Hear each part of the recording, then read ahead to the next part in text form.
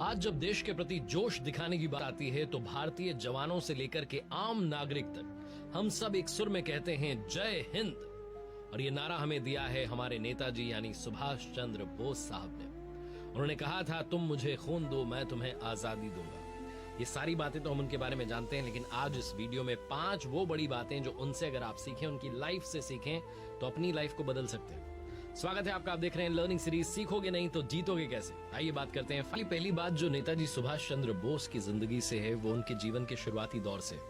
23 जनवरी 1897 को ओडिशा के कटक में जानकीनाथ बोस और प्रभावती देवी जी के यहाँ एक बालक का जन्म होता है। नाम रखा जाता है सुभाष चंद्र बोस। उनके तेज दिमाग को देख करके पिताजी माताजी कहते हैं आपको ICS इंडियन सिविल सर्विसेज जो है उसमें ऑफिसर बनना है। सुभाष बाबू जो है 1916 में पहुंच जाते हैं कोलकाता के फेमस प्रेसिडेंसी कॉलेज में। वहां पर BA दर्शन शास्त्र वो पढ़ रहे थे और उस वक्त एक ऐसा हादसा होता है, एक ऐसा वाकया होता है जो नेताजी को अंदर तक झकझोर देता है और सोचने पर मजबूर कर देता है। उनके कुछ साथियों को एक जो प्रोफेसर थे वो धक्का देते हैं और सुभाष चंद्र बोस क्योंकि क्लास के रिप्रेजेंटेटिव थे तो वो प्रिंसिपल के पास जाते हैं। कहते हैं कि जो अंग्रेज प्रोफेसर हैं इनका रवैया ठीक नहीं है, बिहेव नहीं करते ढंग से इंडियन स्टूडेंट्स के साथ में। आप कहिए कि वो हमसे माफी मांगे, लेकिन प्रिंसिपल मना कर देते हैं कि ऐसा थोड़ा ना कह सकते हैं। और अगले दिन जो है सारे स्टूडेंट्स स्ट्राइक पर बैठ जाते हैं। पूरे शहर में बात जो है हवा की तरह तेजी से फैलती चली जाती है। बहुत सारे लोग उन्हें सपोर्ट करने लगते हैं। इस सब के बाद भी वो तैयारी करते हैं इंडियन सिविल सर्विसेज की। भारतीय सिविल सेवा में 1921 में 4था स्थान वो प्राप्त करते हैं। पढ़ने लिखने में बहुत तेज थे, लेकिन गांधी जी के विचारों से इंस्पायर होते हैं। और जो जलियांवाला बाग हत्याकांड हुआ, ये सारी जो घटनाएं उस वक्त हुई वो उन्हें अंदर तक झकझोर देती हैं। और उसके बाद में नेताजी वो नौकरी छोड़ करके सिर्फ और सिर्फ एक मकसद के साथ आगे बढ़ते हैं, वो था भारत की आजादी का। सीखने वाली जो पहली बात है वो ये है कि अगर आप बड़ा बदलाव लाना चाहते हैं, if you want to bring a big change in your life, you need to take a big step। बड़े बदलाव के लिए वो बड़ा कदम, वो पहला कदम रखना बहुत ज्यादा जरूरी होता है। दूसरी बात मैं आपको बताऊं उससे पहले बस ये कहना चाहता हूं कि अगर आप वाकई अच्छा इंसान बनना चाहते हैं तो अच्छा पढ़ना शुरू कीजिए। जितना अच्छा आप पढ़ेंगे उतने अच्छे आपके विचार होते जाएंगे और विचार ही आगे चल करके आपके कर्म बनते हैं। स्वामी विवेकानंद जी, रामकृष्ण परमहंस जी के जो विचार थे उनको 16 इयर्स की एज में नेताजी सुभाष चंद्र बोस ने पढ़ा और उनके जो थॉट्स थे वो काफी चेंज हुए। एक बड़ा छोटा सा वाकया है। नेताजी सुभाष चंद्र बोस के घर के सामने एक बूढ़ी भिखारिन रहा करती थी। उनकी ऐसी अवस्था थी कि वो भीख मांगने जाती थी, उनका दर्द साफ दिखता था। मतलब ऐसा लगता था कि 2 समय की रोटी भी उनको ढंग से नसीब नहीं हो रही है। बरसात, तूफान, कड़ी धूप, ठंड, हर तरीके का मौसम, और अपनी रक्षा भी नहीं कर पाती थी। ये जब सारा सीन ये देखते थे नेताजी सुभाष चंद्र बोस तो ये सोचते थे कि मैं इतना खुशहाल जीवन जी रहा हूँ, इतना सब कुछ मुझे मिला है लाइफ में, और मेरे घर के ठीक सामने एक ऐसी महिला रहती है जो कि अच्छे से जीवन भी नहीं जी पा रही है, तो मुझे भी खुश जीवन जीने का अधिकार नहीं है। तो जब वे स्कूल जाते थे, कॉलेज जाते थे, तो वहां से जो पैसे बचाते थे, बस में जो इनको किराया मिलता था घर से बस से जाने का, उस बस से नहीं जाते थे, किराया बचाते थे, उस पैसे से उन बूढ़ी अम्मा की मदद करते थे। तो जो लाइफ में इनका थॉट था वो वहीं से बिल्ड हो चुका था कि मदद कर सको तो जरूर करना। यही दूसरी बात नेताजी की लाइफ से सीखने को मिलती है। तीसरी बात जो नेताजी सुभाष चंद्र बोस के जीवन से सीखने को मिलती है, लाइफ में हमेशा प्रोग्रेसिव सोचना चाहिए, आगे की सोचनी चाहिए। कांग्रेस पार्टी में उनका बड़ा कंट्रीब्यूशन रहा। वो कांग्रेस के प्रेसिडेंट पद तक भी पहुंचे, बाद में विवाद हुआ, वो अलग हो गए। इस सब के बीच में उन्होंने सोचा कि कब तक हम यहाँ रह करके लड़ाई लड़ेंगे, क्यों ना बाकी जो देश हैं उनसे मदद मांगी जाए। 1941 की बात है। एक मुकदमे के सिलसिले में उन्हें कलकत्ता की एक अदालत में, कोलकाता जो है वहाँ कोर्ट में उन्हें पेश होना था। उन्हें उस वक्त की जो ब्रिटिश गवर्नमेंट थी उसने हाउस अरेस्ट किया हुआ था। तब नेताजी सुभाष चंद्र बोस जो है वो चकमा देकर के जर्मनी पहुंच जाते हैं, हिटलर से मुलाकात करते हैं। सेकेंड वर्ल्ड वॉर के टाइम पर ये मुलाकात होती है और भारत को अंग्रेजों के कब्जे से स्वतंत्र कराने के लिए जब उन्हें हिटलर से भी कुछ पॉजिटिव रिस्पांस नहीं मिलता तो वो अपनी एक आजाद हिंद फौज या इंडियन नेशनल आर्मी जो है सशस्त्र सेना का संगठन करते हैं। इस फौज का जो गठन था वो जापान में हुआ था। इसकी जो स्थापना थी वो भारत के क्रांतिकारी नेता रास बिहारी बोस ने की थी, टोक्यो में, जापान में। 28 से 30 मार्च तक एक सम्मेलन में आजाद हिंद फौज के गठन को लेकर के विचार प्रस्तुत करने के लिए नेताजी को बुलाया गया। कहा जाता है कि आजाद हिंद फौज के बनने में जापान ने बहुत ज्यादा सहयोग किया था। आजाद हिंद फौज में तकरीबन 85,000 सैनिक जो थे वो शामिल थे। शुरुआत में तो वो थे जो कि जापान की ओर से बंदी बना लिए गए थे, लेकिन बाद में इस फौज में बर्मा और मलाया में जो भारतीय स्वयंसेवक थे उनको भी शामिल किया गया। देश के बाहर के लोगों को भी इसमें शामिल किया गया था।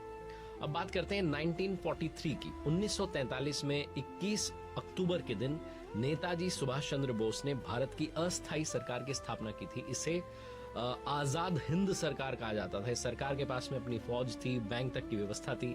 इस सरकार के अपने president, prime minister, external affairs minister, defence minister सब थे। आजाद हिंद फौज का थॉट आने से लेकर के इसके गठन तक कई जो लेवल थे उस पर कई लोगों के बीच में बातचीत हुई। इस सरकार को Germany, Japan, Philippines, Korea, China, Italy, Ireland 9 countries ने मान्यता दी थी। इस फौज को, जो आजाद हिंद फौज थी, उसे आधुनिक युद्ध के लिए तैयार करने में जापान ने बहुत ज्यादा मदद की थी। और अंडमान और निकोबार जो आइलैंड हैं वो आजाद हिंद सरकार को सौंपे थे, जिसे नेताजी ने नाम बदल करके, अंडमान का नाम बदल करके शहीद द्वीप और निकोबार का नाम बदल करके स्वराज द्वीप जो था वो रख दिया था। तो ये सारा जो घटनाक्रम है, जो सारा मैंने आपको टाइमलाइन बताया, ये सिखाता है कि लाइफ में प्रोग्रेसिव सोच होनी चाहिए। अगर आपको लगता है कि एक तरीके से बात नहीं बन पा रही है तो शायद आप दूसरा तरीका भी अपना सकते हैं। ऐसा सिखाते हैं नेताजी सुभाष चंद्र बोस। चौथी बात जो सीखने को मिलती है नेताजी सुभाष चंद्र बोस के जीवन से, लाइफ में फियरलेस बनिए, निडर बनिए। हिटलर जिसके नाम से दुनिया में लोग कांपने लगते थे, उसने दुनिया में अपना एक अलग प्रभाव जमा रखा था। उसके सामने किसी भी बात को लेकर के विरोध करना, ना कहना कोई सोच नहीं सकता था, कोई कंट्री नहीं सोच सकती थी, इंसान तो दूर की बात है। 29 मई 1942 को नेताजी सुभाष चंद्र बोस की मुलाकात हिटलर से होती और वो चाहते थे कि हिटलर हमें सपोर्ट करे, हमारा साथ दे, लेकिन हिटलर को इंटरेस्ट लेता नहीं है। ना इंडिया में इंटरेस्ट दिखाया, ना इंडियंस में इंटरेस्ट दिखाया। तो उसे भारत की आजादी से, स्वतंत्रता संग्राम से कोई लेना देना नहीं था। तो वो इंटरेस्ट जब नहीं शो किया हिटलर ने, तो नेताजी को डिसअपॉइंटमेंट हुई कि ये तो बात बनी। लेकिन इस सब के बीच में नेताजी को मालूम चलता है कि कई साल पहले हिटलर ने माइन काम्फ नामक एक ऑटोबायोग्राफी लिखी थी और उसमें उसने इंडियंस की बुराई की थी। जब ये बात नेताजी को मालूम चलती है तो हिटलर से कहते हैं कि आपको माफी मांगनी होगी भारतीयों के लिए जो आपने शब्द लिखे हैं उसके लिए। तो हिटलर एक बार तो चौंक जाता है कि ये कौन बंदा है भाई, इस तरीके की बात कह रहा है। लेकिन नेताजी सुभाष चंद्र बोस अपने रुख पर अड़े रहते हैं कि आपको माफी मांगनी पड़ेगी, आपने इंडियंस के लिए उसमें गलत बात लिखी। तो जो अगला एडिशन छपा उस बुक का, कहा जाता है कि उसमें हिटलर ने माफी मांगी, अपने शब्दों के लिए उन्हें बदला। तब जाकर के नेताजी सुभाष चंद्र बोस जो थे वो शांत हुए। हिटलर को भी समझ में आ चुका था कि अपनी मातृभूमि से, अपनी मदरलैंड से ये जो व्यक्ति है जिसका नाम सुभाष चंद्र बोस है, ये बेइंतहा प्यार करता है, माँ भारती के लिए इसका समर्पण है, माँ भारती से ये बहुत ज्यादा प्रेम करता है और अपनी मिट्टी के लिए अपनी जान तक कुर्बान दे सकता है। और हिटलर से भी, हिटलर के सामने भी आकर के प्रोटेस्ट कर सकता है, गलत बात का विरोध कर सकता है। और आखिरी बात जो नेताजी सुभाष चंद्र बोस की लव स्टोरी से सीखने को मिलती है, लाइफ में प्यार करना तो सच्चा करना। नेताजी सुभाष चंद्र बोस अपनी आजादी के जो स्ट्रगल था उसको लिखना चाहते थे, डॉक्यूमेंट करना चाहते थे। दिन रात जब उनको समय मिलता था वो लिखना शुरू कर देते थे। द इंडियन स्ट्रगल नाम की जो बुक है, इसी लिखने की आदत का रिजल्ट है। हालांकि अपनी इस बुक को लिखने के लिए उन्हें किसी टाइपिस्ट की जरूरत थी जो तेजी से उनकी बातों को लिख सके। जब ये काम शुरू हुआ था तो उस वक्त नेताजी सुभाष चंद्र बोस ऑस्ट्रिया की जो कैपिटल थी वियना, वहां पर थे। और तब उनके एक फ्रेंड थे डॉक्टर माथुर, उन्होंने इस काम में उनकी मदद की थी और 2 लोगों को उनके पास में भेजा था टाइपिस्ट की जॉब के लिए। उनमें से एक थी 23 साल की ऑस्ट्रियन गर्ल एमिली शेंकल, जिनसे नेताजी सुभाष चंद्र बोस को पहली नजर में ही मोहब्बत हुई। 1910 में एमिली का जन्म हुआ। उनके फादर को बिल्कुल पसंद नहीं था कि उनकी बेटी किसी इंडियन के यहाँ जाकर के जॉब करे। उस वक्त इंडिया को एक अलग दृष्टि से देखा जाता था। हालांकि जब उनकी मुलाकात नेताजी सुभाष चंद्र बोस से हुई तो वो भी, एमिली के फादर भी नेताजी की पर्सनैलिटी के कायल हो गए, क्योंकि नेताजी का जो उनकी जो पर्सनैलिटी थी, व्यक्तित्व था, वो करिश्माई था, करिश्मेटिक था। जो भी उनसे मिलता था उनका फैन हो जाता था। नेताजी ने एमिली को कई लेटर लिखे जिन्हें एमिली ने खुद शरद चंद्र बोस के बेटे जो हैं शिशिर कुमार बोस, उनकी वाइफ कृष्णा बोस जी को सौंपा था। और इन्हीं लेटर्स में कुछ लव लेटर थे।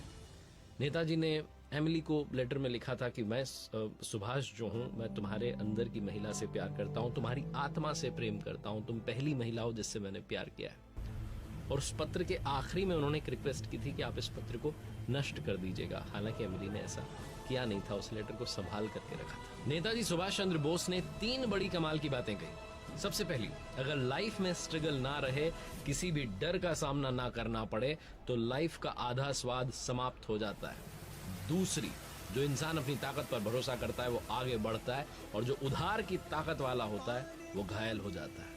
और तीसरी, वो कहते हैं कि जब भी लाइफ भटकती है, कोई ना कोई आशा की किरण दिखती है और आपको लाइफ के पास लेकर के आ जाती है। इसलिए लाइफ में हमेशा पॉजिटिविटी का साथ मत छोड़िए।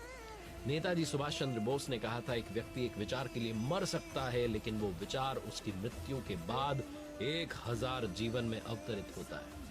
और वैसा ही आज हो रहा है। आज भी हम सब नेताजी सुभाष चंद्र बोस की जिंदगी से इंस्पायर होते हैं। उनका नारा गूंजता है हिंदुस्तान में, जय हिंद। नेताजी के चरणों में बारंबार प्रणाम करता हूं। उनके जीवन से आई रियली होप कि आपने इस वीडियो में काफी कुछ सीखा होगा, काफी कुछ आपको जानने को मिला होगा। देखते रहिए मेरे साथ हर सोमवार सुबह 9:30 बजे एक मोटिवेशनल कहानी, और हर शुक्रवार सुबह 9:30 बजे लर्निंग सीरीज का एक नया वीडियो। एक बार फिर से वही बात, कर दिखाओ कुछ ऐसा कि दुनिया करना चाहे आपके जैसा।